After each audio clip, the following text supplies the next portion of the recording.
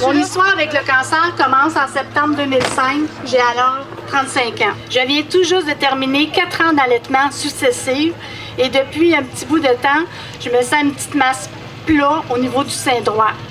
Je n'ai aucune douleur, ni décoloration, je n'ai pas de peau d'orange, ni de mamelon invaginé.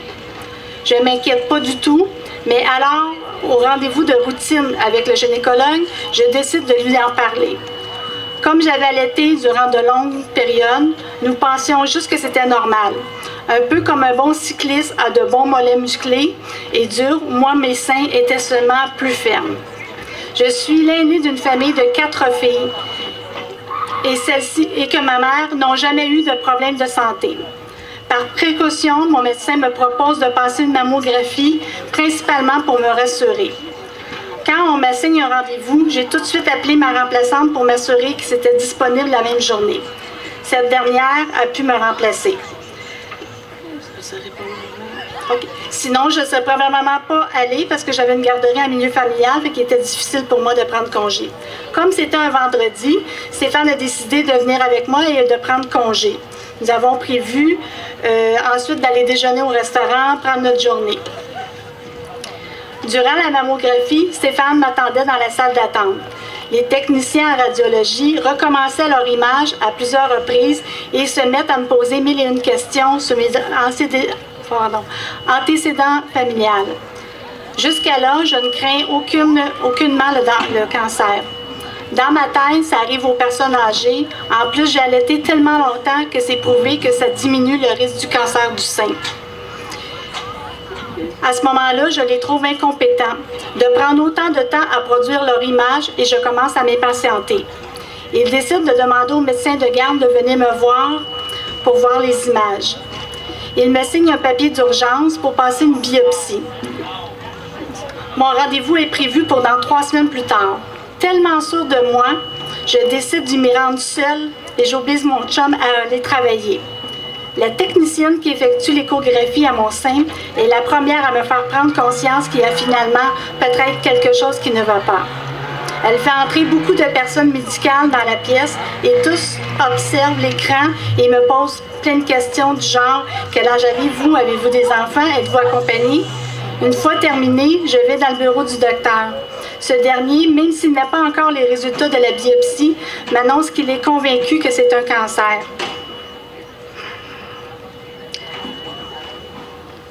À ce moment-là, je décroche complètement. J'arrête d'écouter, puis c'est exactement comme dans l'annonce. J'ai l'impression que tout s'est arrêté. Je ne pense qu'à mes filles. En ce moment, je suis certaine que je vais mourir. Pour moi, cancer égale décès. Je me rappelle même plus du retour à la maison de Laval à la Plaine. En arrivant à la maison, les filles jouent dehors. J'ai l'impression que tout se passe au ralenti. Je sors de l'auto, je les serre très fort dans mes bras. Stéphane s'avance. Il vient de comprendre que c'est grave. Il se passe 15 longues journées avant d'avoir les résultats. Durant cette période, je ne dors plus, je ne mange plus, je survis. Chaque moment comme si c'était le dernier. Je comprends, je commence même à faire un testament en parlant beaucoup à mon chum. Si je mange, je veux que ce soit ma sœur qui vive à la maison avec les filles et mon chum. Elle est monoparentale, puis elle connaît bien mes enfants. Sans prendre conscience réellement, je deviens sensible à toute la vie autour de moi. La moindre petit oiseau qui chante, la belle fleur, les odeurs, tout m'émeut. Prendre enfin le temps de serrer les gens dans mes bras, ceux que j'aime. Je décide de fermer ma garderie et de profiter des filles au maximum. Je réalise que le temps passe trop vite, que la vie est fragile et qu'on prend trop souvent pour acquis. Le jour du résultat arrive enfin. À l'hôpital, Stéphane et moi sommes très nerveux. Nous essayons d'analyser tous les non-verbales de la secrétaire, de l'infirmière et même du médecin pour avoir une idée du résultat avant même qu'on me l'annonce. On veut essayer de se préparer pour que le choc soit moins pire.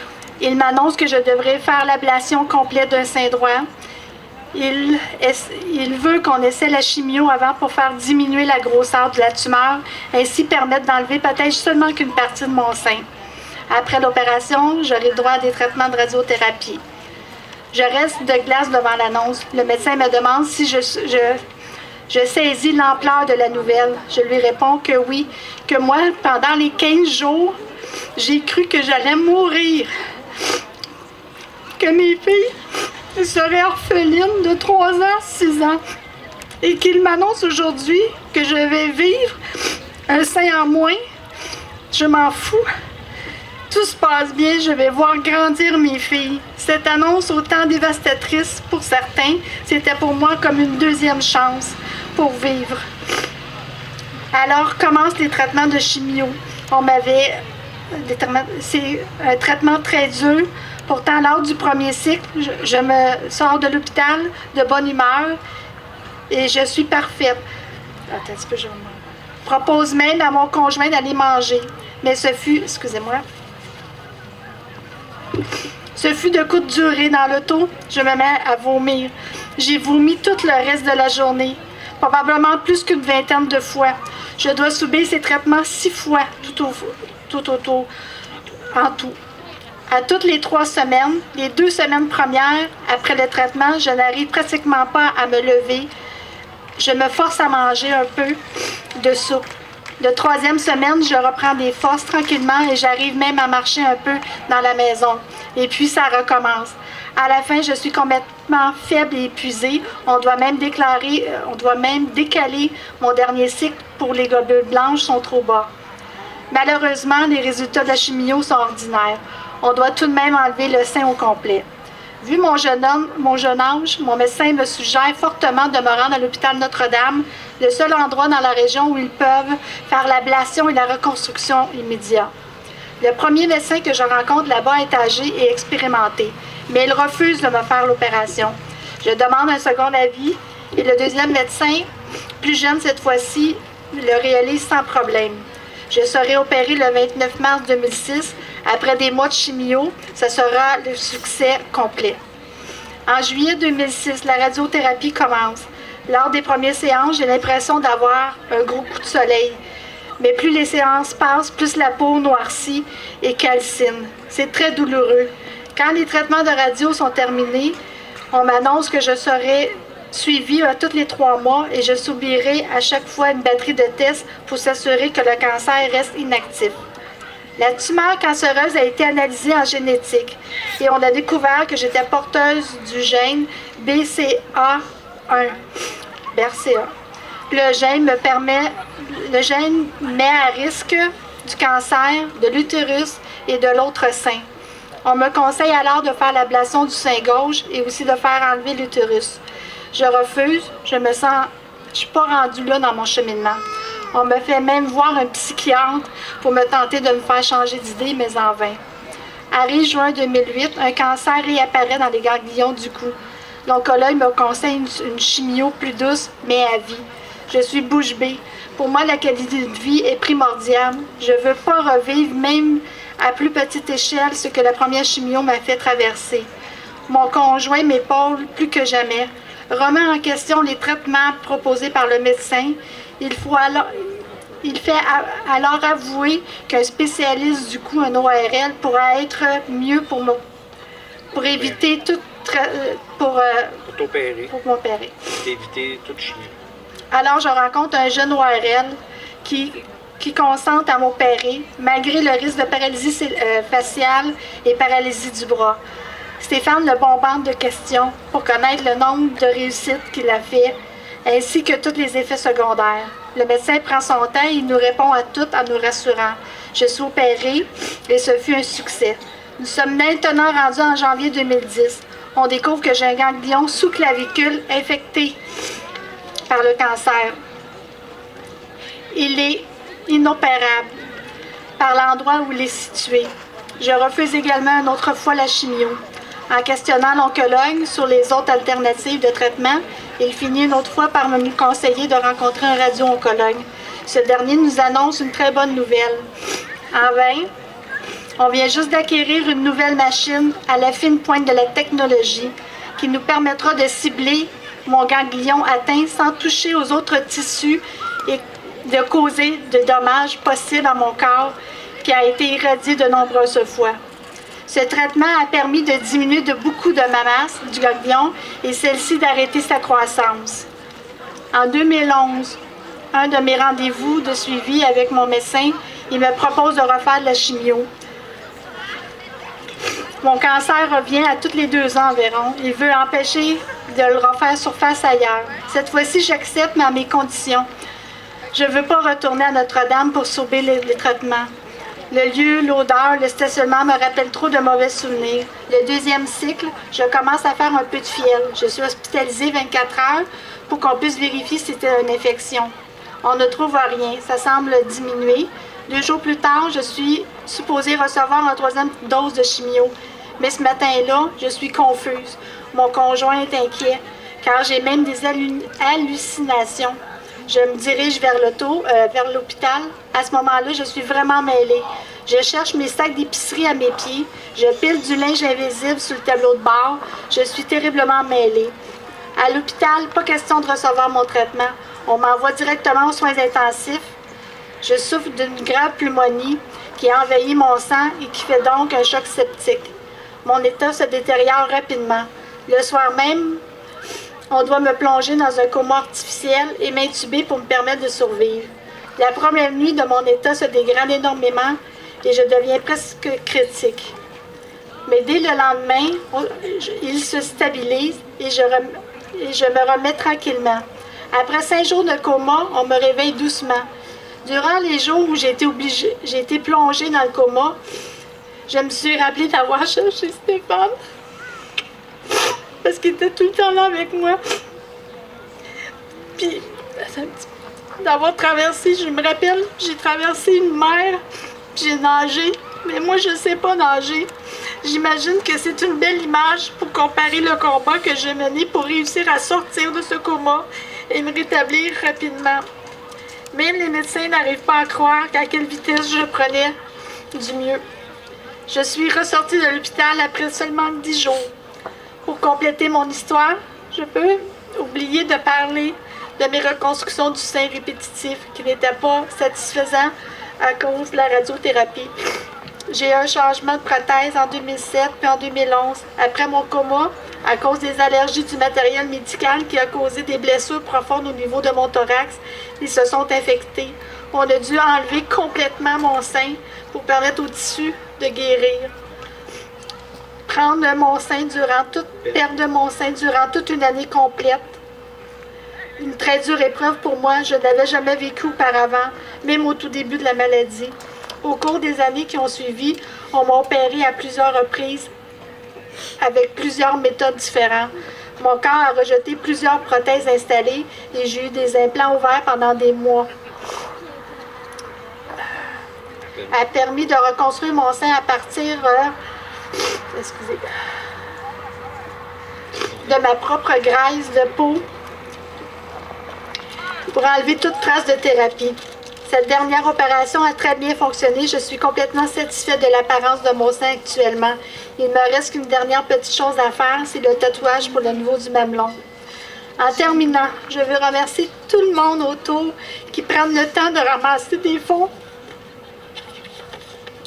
pour la recherche et le cancer. Je suis une preuve très vivante que les traitements pour vaincre cette terrible maladie sont en constante évolution, car plus d'une fois au cours de ma maladie, j'ai bénéficié de traitements à l'avant-garde et de nouveaux appareils offrant des traitements perfectionnés. Sans vous et les dons, rien de cela serait possible. Je ne sais pas ce que l'avenir me réserve encore, mais je vis à 100 000 à l'heure. La preuve, c'est qu'on n'est plus de REER. On est pas. Je profite de chaque moment qui passe.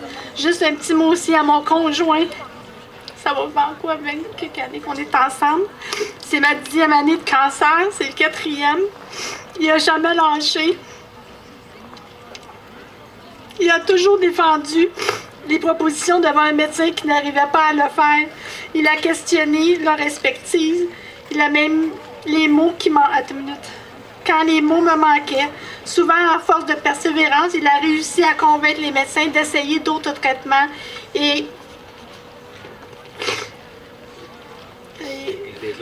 les obligeait à avoir la maladie sur un autre angle. Il a considéré mes désirs et mes besoins dans les choix du traitement approprié. Je voulais le remercier pour tous les moments difficiles qu'il m'a aidé à traverser, pour toutes les fois qu'il a dû jouer plusieurs rôles à la fois, non seulement père et mari, ainsi que aide-soignant, psychologue et mon petit clown de service.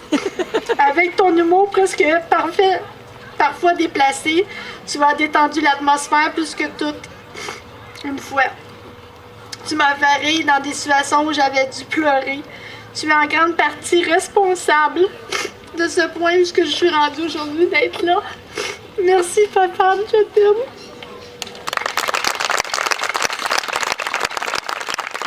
Je pense que ma femme a fait une bonne description là, de notre historique de cancer, ces choses-là. Écoute, je ne reprendrai pas ça au complet, mais moi, en tant que conjoint, puis je pense que les gens, ceux qui ont des conjoints ou des gens qui ont vécu ça de proche ou de loin, je pense que nous autres, on se sent énormément... on a de la misère à réagir, on se sent impuissant à toute la situation au complet. Moi, dans mon côté à moi, je suis un gars dans la vie qui aime bien ça rire, qui aime bien ça niaiser. Puis j'ai dit, vu que je suis impuissant de ce côté-là, j'ai dit, je pense que où est-ce que je vais pouvoir aider ma femme la plupart du temps, c'est en essayant de la faire rire, puis en essayant de détendre ou d'y rendre son parcours le plus facile possible. C'est sûr que durant toutes les choses, là, puis elle parlait tantôt des traitements de... Tu sais, quand on a commencé, puis c'est sûr que nous autres, quand on a eu, surtout moi comme conjoint, quand tu as un diagnostic de cancer, que ta conjointe elle a ce diagnostic-là, on le sent vraiment impuissant, mais... D'autant plus que tu veux pas y montrer, tu veux t'assurer de la supporter puis dire que tu es en contrôle de tout. Puis que là, tu t'en vas chez vous puis tu te dis, ben garde, je vais m'occuper de tout. Mais il reste que le soir, on était chacun de notre côté du divan. Puis là, tu penses à ta vie sans elle. Tu penses à ta vie, comment on va placer nos enfants, comment est-ce qu'on va réagir là-dedans. C'est sûr, c'est jamais évident. Mais il faut jamais le montrer, il faut tout le temps vivre. Puis il faut tout le temps dire que ça va aller mieux. Puis moi, j'avais déjà fait un scénario qui me disait, bon, pas de problème, mes enfants, moi, j'ai un travail où j'aurais pu faire d'autres choses. J'ai dit, on va placer ma vie, mais ça, c'est pas important pour l'instant. On va s'occuper d'elle. On a commencé, c'est sûr, comme elle disait, on a magasiné des médecins. Je pense que vous autres, les gens qui vivent avec un cancer, vous avez un rôle primordial là-dedans. Vous avez un choix à faire. Vous avez des gens à rencontrer, mais c'est ça que nous autres, on a décidé de faire. On s'est assis ensemble, on a dit, c'est quoi que Sophie, tu as besoin? Moi, je voyais pas ma femme, le lendemain de l'ablation, lever le drap, puis se voir pas de sein. Pour une femme, je pense que c'est une chose importante. Donc, on a commencé à checker pour des médecins qui voulaient faire la reconstruction. On a magasiné le médecin quasiment comme on magasine un char. Puis, à toutes les fois, moi, j'avais des questions spécifiques, j'avais des choses spécifiques à lui demander. C'est nono, mais tu sais, quand on rencontre un médecin qui est pas mal moins vieux que moi, on lui demande ses expériences, combien d'opérations, combien tu en as faites, combien tu en as sauvé, combien tu en as raté. C'était les premières informations que je demandais. Moi, je me disais qu'un vieux médecin, le gars qui avait peut-être 80-85 ans, ça doit être le meilleur, il en a fait pas mal plus. Mais nous autres, avec notre parcours, on s'est rendu compte que les jeunes ont des nouvelles technologies, ont des nouvelles approches, ils ont des nouvelles machines, puis c'est ça qui est le fun. Puis quand on vit là-dedans, je pense, nous autres, ce que j'ai toujours dit, puis ce que j'ai toujours préconisé avec Sophie, on voyait ça un peu comme les gens, puis il y a certains de vous autres, c'est sûr, qui connaissaient des gens qui sont, souvent, vous allez les voir, ils sont sur le lit de mort. Puis ces gens-là, là, ils vont vous dire, là, il reste 1 heure, il reste 2 heures à vivre, mais ces gens-là, on va te faire 1 semaine, 2 semaines, 3 semaines, parce qu'ils ont la force, puis tant aussi longtemps qu'ils n'auront pas accompli ce qui se doit d'être accompli, ces gens-là partiront pas. Puis j'ai toujours dit à Sophie, tant aussi longtemps que toi, tu es capable, ben t'es mieux d'y aller. C'est sûr que nous autres, on avait 2 jeunes filles, puis Sophie, j'ai toujours respecté ses choix. Elle voulait se faire opérer c'est elle qui le décidait. Elle voulait pas de chimio. J'ai toujours respecté ça. Puis je pense que c'était mon rôle comme conjoint de supporter ça. Mais c'est sûr que dans notre tête, on se dit tout le temps, nous autres, quand ça a commencé, on avait une petite fille de 3 ans, puis on en avait une là, qui avait 6 ans. Puis là, tu te dis, ben, tu souhaites que ta femme soit assez forte, puis tu souhaites que toi aussi, là-dedans, tu vas être assez fort pour pouvoir les emmener le plus loin possible, puis d'essayer de toujours trouver le positif là-dedans. Je me souviens quand on faisait ces traitements de radiothérapie, ben on en faisait un événement. On partait là, toute la famille ensemble. On partait faire les traitements de chimiothérapie. Moi, j'emmenais mes enfants pique-niquer pendant ce temps-là. Les enfants échangeaient ils appelaient ça des Winnie the Pooh avec les infirmières. On trouvait toujours un moyen de rire. Je me souviens pendant ces traitements qu'elle faisait de la chimiothérapie, nous autres, je m'avais rasé les cheveux à cette époque-là. Fait que souvent, j'arrivais avant elle dans la salle de traitement. Puis là, je disais aux infirmières qui étaient là, je disais, regardez, aujourd'hui, là, ma femme a pris un break, c'est moi qui va prendre les traitements. Parce que là, eux autres, ils savaient plus quoi penser. Puis là, ils me voyaient arriver pas de cheveux. Ils étaient sûrs et certains que c'était moi qui avais les traitements. Fait que je disais, regarde, je vais lui donner un break. Fait que c'est moi qui va prendre les traitements aujourd'hui. Fait que tout le monde trouvait ça bien drôle, ma femme aussi. Puis c'était de la manière que nous autres, on avait décidé de vivre ça. Mais c'est sûr et certain que là-dedans, c'est jamais évident. Il y a eu notre partie où ce que Sophie, elle a fait un choc septique. Tu sais, quand on voit notre femme, là, on s'en va en auto, puis comme elle vous disait, elle était totalement confuse. Puis cette journée-là, on avait emmené notre plus jeune fille, si tu te souviens, là, on avait emmené Brittany, nous autres. Puis Brittany voulait voir comment ça se passait un traitement de chimio, parce que notre fille, notre plus jeune, était extrêmement craintive des traitements et tout ça. Puis elle était tout le temps anxieuse quand on partait, parce que c'est arrivé des fois qu'on est parti, mais on est revenu peut-être le lendemain ou on revenait un peu plus tard, puis elle, ça l'inquiétait. Fait qu'elle dit, papa, elle dit, j'aimerais ça assister à ça. J'ai pas de problème. On va y aller toute la famille ensemble. Ma plus vieille, elle était à l'école. Puis ce matin-là, ça allait pas bien. Puis ce matin-là, Sophie était dans l'auto. Puis là, elle commençait à chercher ses sacs d'épicerie dans l'auto. Fait que là, j'ai dit, voyons donc, qu'est-ce qui se passe? Puis là, elle dit, cherche mon épicerie, arrête de niaiser. Dis-moi, ils sont où mes sacs? Ben, j'y tourne. Puis là, je regarde ma fille en arrière, puis je sais qu'elle est inquiète. J'y tourne. Tu sais, quand on fait l'épicerie, là, on met tout le temps les sacs dans la valise. Repose-toi, là, puis je vais aller te chercher qu'est-ce que tu as besoin tantôt. Ah, elle dit, OK, c'est correct. Puis là, après ça, elle se mettait à plier du linge. J'y tourne, qu'est-ce que tu fais là? Elle dit, je plie du linge. Là, je regarde ma plus jeune en arrière. Je dis, ta mère Agnès, là. Je dis, garde, repose-toi, là. Alors, tu plieras ton linge plus tard, là, tu sais. Jamais elle a travaillé de même. Fait que ça me surprenait aussi beaucoup, là, tu sais. Mais, fait que, là, on est arrivé à l'hôpital. Puis, rendu à l'hôpital, ben là, il n'était pas question. Tantôt, on a vu Dr. Archambault. Il y a des gens qui l'ont peut-être connu. Puis, c'est cette madame-là qui prenait soin de ma femme. Puis, moi, quand on est arrivé là, je savais que ça allait pas bien. Fait que j'ai dit, il y a une personne qui va toucher à ma femme, ça va être le docteur. Il n'y a pas personne d'autre qui va toucher à ma femme, c'est elle qui va aller m'a chercher. Non, M. Fleurant, on ne peut pas aller m'a chercher, c'est important, c'est elle. Aussitôt qu'elle l'a vu, elle était tellement mêlée, tellement confuse qu'ils ont dit, let's go, on l'emmène. Ils l'ont emmené tout de suite aux soins intensifs. Puis là, ma journée a commencé là. Ma petite fille était là. Les soins intensifs sont embarqués. Ils pensaient en premier qu'elle faisait une embolie pulmonaire. On s'est rendu en bas. Puis là, avec le temps, bien, ça a commencé avec un petit masque. Puis là, je dis à ma plus jeune, garde, on va laisser maman ici, je vais aller te reconduire à l'école, je vais revenir. Ma plus jeune, elle dit non, papa, elle dit, je veux rester avec maman. Puis là, à un moment donné, le masque a grossi. Fait que là, j'ai dit, garde, Brittany, on n'a pas le choix. Papa va aller te reconduire à l'école, puis je vais revenir voir maman. Puis là, je suis revenu, j'étais la reconduire à l'école, je suis revenu, le masque avait encore grossi. Tout ça pour me rendre un moment donné, vers l'heure du souper. Puis là, moi, je veux pas, ma femme est à l'hôpital, mais vous savez, comme conjoint, on a des enfants, on a des priorités. Ma priorité, c'est sûr et certain que c'est ma femme, mais il fallait aussi que j'aille parler à mes enfants que probablement que leur mère ne rentrait pas à la maison ce soir-là. Fait que je me souviens, je dis aux infirmiers, aux infirmières, faites tout ce que vous avez à faire. Moi, il faut que je quitte absolument pour aller voir mes enfants à la maison, leur expliquer, puis je vais revenir tout de suite après. Fait que l'hôpital est à la Gardeur. Moi, je reste environ à 25 minutes de la Gardeur. Je commence à décoller, je m'en viens.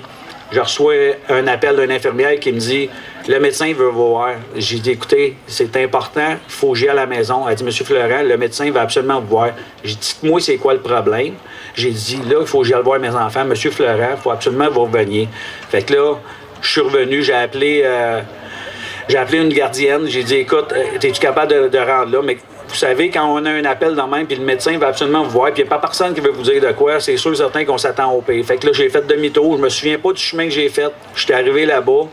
Puis là, le médecin, je dis, c'est quoi qui se passe? Ben, il dit, là, M. Florent, il va falloir qu'on prenne une décision.